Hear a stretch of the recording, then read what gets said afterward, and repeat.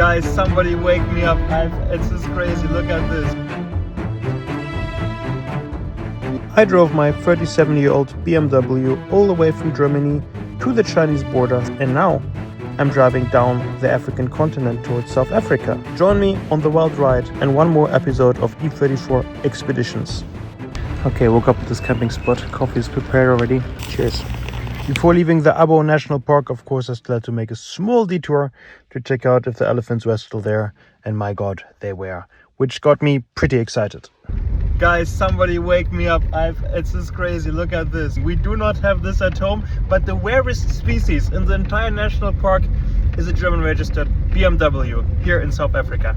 Addo Park is definitely a special place. It was founded in 1931 and back then only 11 elephants remained. Now, since elephants finally got protected, hundreds of elephants live here that all descend from these 11 elephants. Elephants are smart creatures. They have the largest brain of any mammal creature. They can remember waterholes and locations over decades. Well, and if there's a problem, they have creative problem-solving skills and solve problems as team. Oh, and they're huge. Male elephants are up to 4 meters tall and weigh 5 to 6 tons, exceptions even up to 7. Absolutely crazy thinking that Theodor, with the entire setup, weighs about 1,700 kilos. Okay, enough elephant content. Theodor and I heading straight to another highlight, following open, empty, beautiful roads.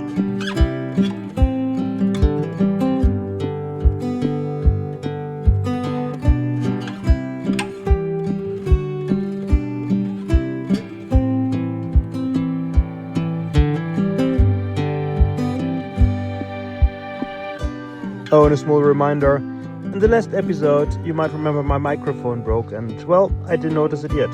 So here I am filming without any sound. And here I am sitting editing the video in Theodor, of course, making many voiceovers. And this comes with a lot of extra effort and work for me, so I really hope you guys enjoy this video. Back to the road. It's already quite late in the evening, the sun is setting and Theodor and I are looking for a camping spot. Problem is here, there's nothing marked on iOverlander that I normally use. And so there's no camping spot that gets recommended. There's no official campsite. So we are kind of looking for something at the end of the world, hoping to find a place to sleep. What makes it a bit difficult, generally in South Africa, is two things. One thing is a general safety situation is not the best. It depends a bit where you are. Not everything is bad, but you have to be very careful. And second is that most of the land is farmland, which is fenced. And farmers are allowed to shoot you if you trespass. So, yeah, not the best surrounding.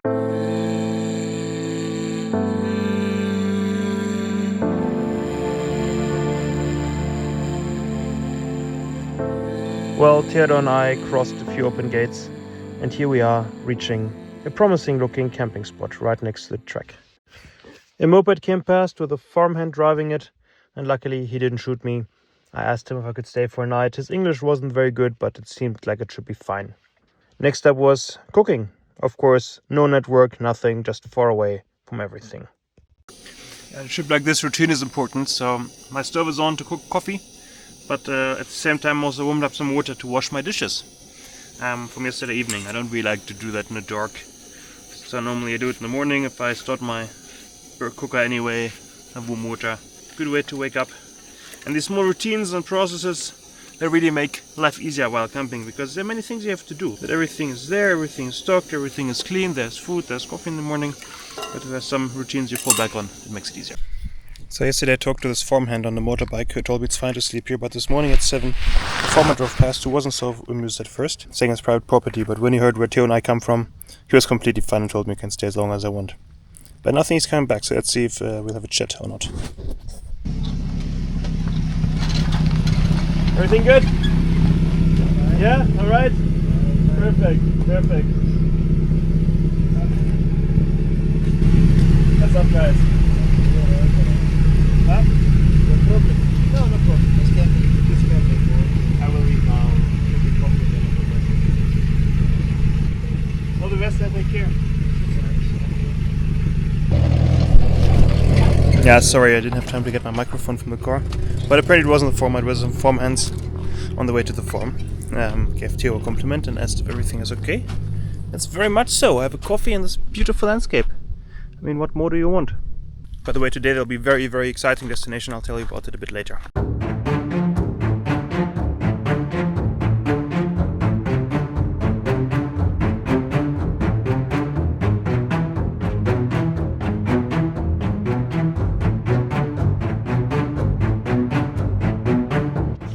Forget everything you know about the so-called Wild West. This is the true Wild West. Endless roads, freedom, nobody around, and even the settlements look like straight out of some cowboy movie from back in the days. It is a beautiful, empty place.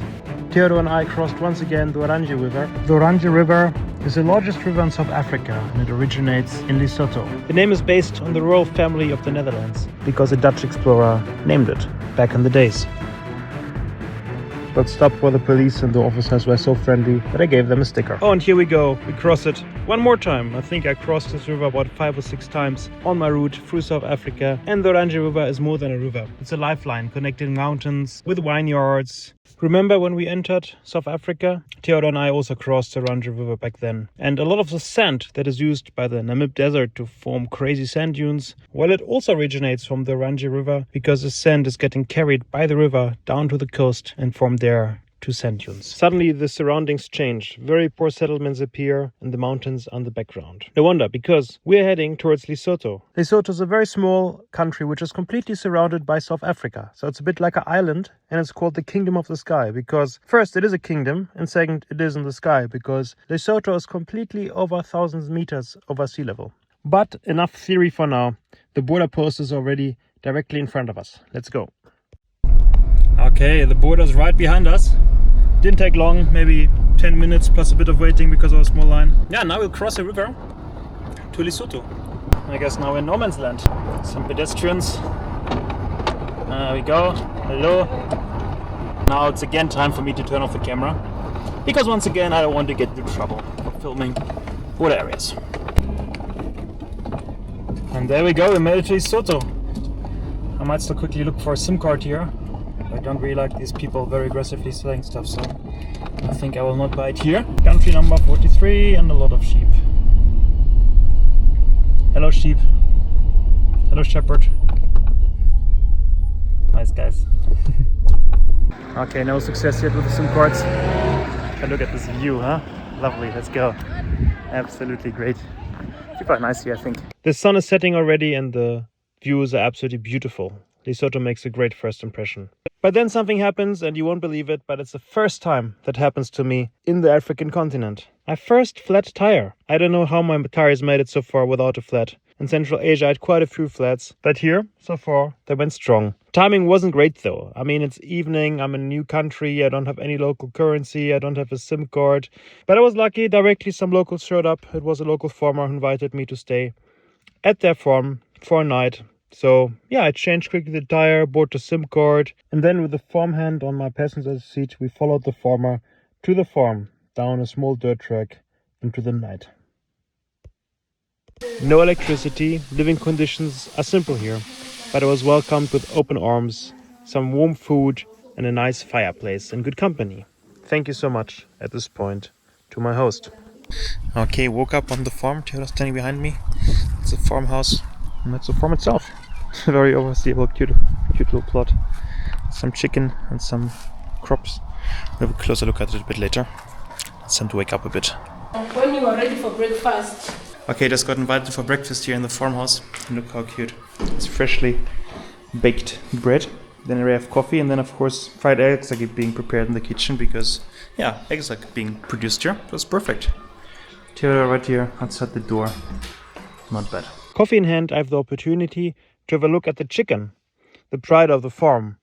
And before anybody says, oh, it's horrible to have chicken in cages, I agree. But I fear that all of us support it in one way or another. Farmers only produce that what the demand asks for. It's a consumer's responsibility, because even if we buy free-range eggs somewhere in the shop, you can be quite sure that if you buy a finished product or if you go to the restaurant, you'll end up eating some eggs that came from a hen sitting in a cage.